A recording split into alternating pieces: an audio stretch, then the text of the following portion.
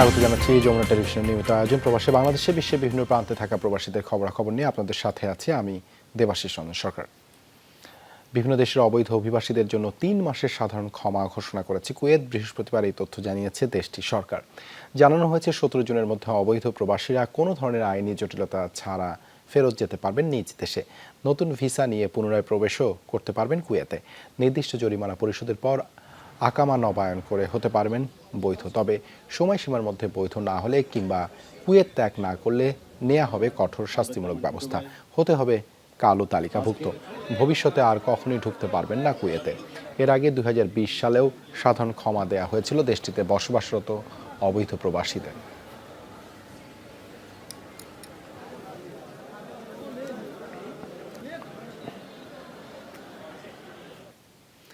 ওমানে ব্যবসা করে সফলতা পেয়েছেন প্রবাসী বাংলাদেশি সিরাজুল হক। শূন্য থেকে শুরু করে হয়েছেন প্রতিষ্ঠিত ব্যবসায়ী। নিজে সফল হওয়ার পাশাপাশি কর্মসংস্থানের ব্যবস্থা করেছেন বহু বাংলাদেশির। বৈধ পথে রেমিটেন্স পাঠিয়ে দেশের অর্থনীতিতে গুরুত্বপূর্ণ অবদান রাখায় পেয়েছেন সিআইপি সম্মাননা। ওমান থেকে সহকর্মী মোহাম্মদ রফিকুল্লাহর পাঠানো তথ্যচিত্রে বিস্তারিত।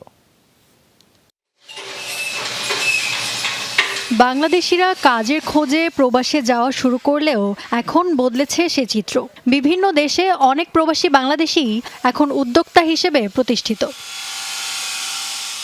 তেমনই একজন সিরাজুল হক। কাজের খোঁজে 1992 সালে পাড়ি জমান মধ্যপ্রাচ্যের দেশ ওমানে।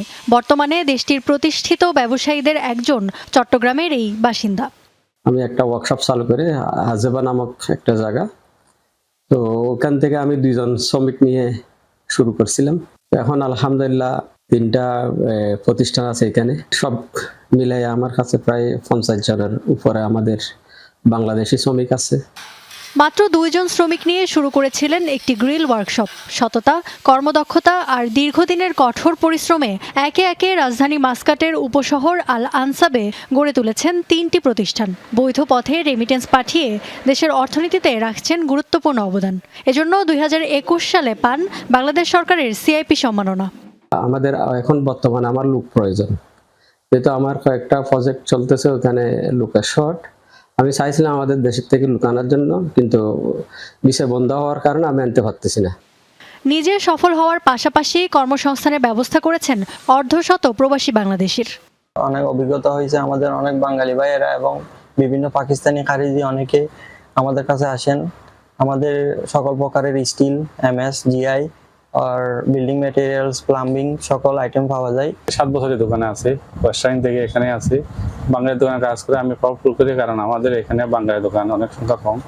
সিরাজুল হকের এমন সাফল্যে খুশি অন্যান্য ওমান প্রবাসী। বলছেন দেশের অর্থনীতিতে ভূমিকা রাখার পাশাপাশি শতভাগ বাংলাদেশি কর্মী নিয়ে কোম্পানি পরিচালনা করে দেশপ্রেমের দৃষ্টান্ত রেখেছেন এই রেমিটেন্স যোদ্ধা। ইফাতার খন্দকার, যমুনা নিউজ। বাংলাদেশ সরকারের সিআইপি সম্মাননা পেলেন কাতার প্রবাসী ব্যবসায়ী শওকত আলী সোহাগ। এই উপলক্ষে রাজধানী দোহায় অনুষ্ঠিত হয়েছে সংবর্ধনা। স্থানীয় একটি রেস্তোরাঁয় এই আয়োজন করে লায়ন্স গ্রুপ কাতার। অনুষ্ঠানে সভাপতিত্ব করেন জাকির হোসেন বাবু। যৌথভাবে সঞ্চালনা করেন কমিউনিটি নেতা মোল্লা রাজি ও ওমর শরীফ। প্রধান অতিথি ছিলেন কাতারে নিযুক্ত বাংলাদেশের রাষ্ট্রদূত মোহাম্মদ নজরুল ইসলাম। আরও উপস্থিত ছিলেন দূতাবাসের প্রতিরক্ষা উপদেষ্টা brigadier general M Khaiyar Uddin, Bangladesh বিমানের কান্ট্রি ম্যানেজার মোহাম্মদ কামাল উদ্দিন, বাংলাদেশ কমিউনিটির প্রেসিডেন্ট আনোয়ার হোসেন আকুন সহ অন্যান্যরা।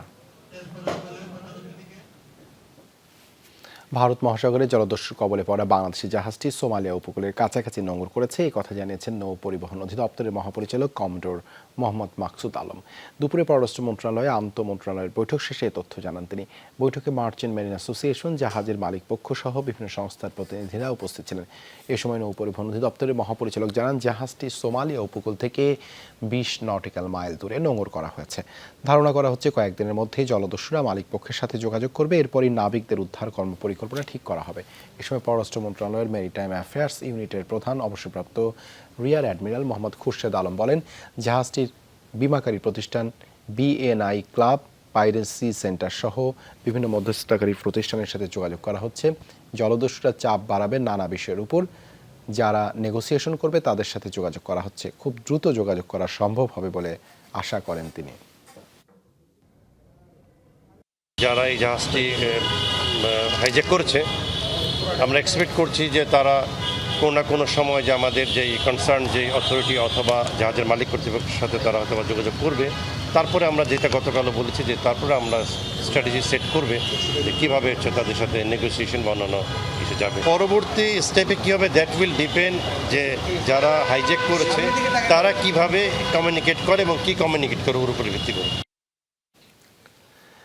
সোমালিয়ান জলদস্যুদের হাতে জিম্মি বাংলাদেশি 23 নাবিককে উদ্ধারে এখনও ইতিবাচক কিছু হয়নি, তাই নির্ঘুম রাত কাটছে তাদের পরিবারের সদস্যদের। দুদিন ধরে যোগাযোগ বিচ্ছিন্ন থাকায় চরম উৎকণ্ঠায় স্বজনরা। কি ঘটছে জিম্মি নাবিকদের ভাগ্যে, এ নিয়ে দুশ্চিন্তার শেষ নেই।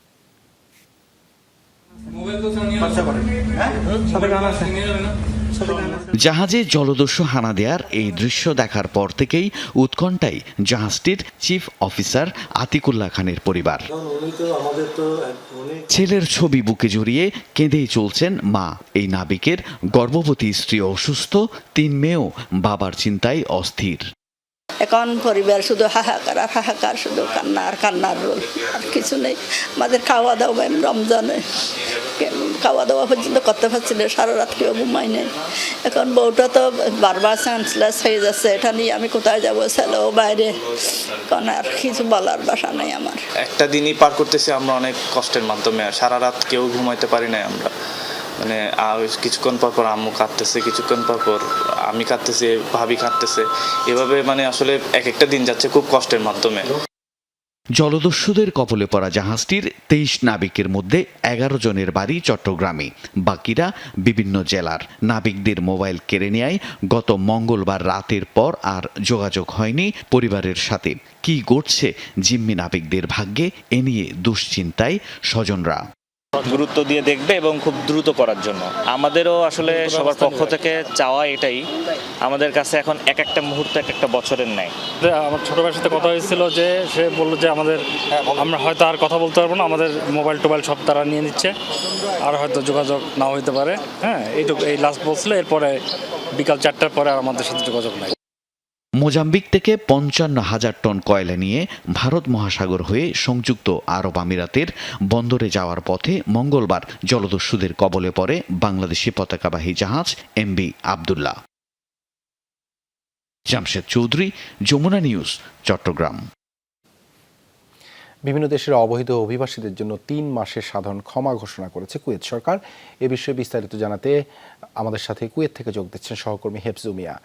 হেফজু মিয়া, কুয়েতে অবৈধ অভিবাসীদের জন্য সাধারণ ক্ষমা তো ঘোষণা করেছে দেশটির সরকার, আমাদের একটু জানাবেন এই বিষয়ে সবশেষ আপডেট কি আছে আপনার কাছে?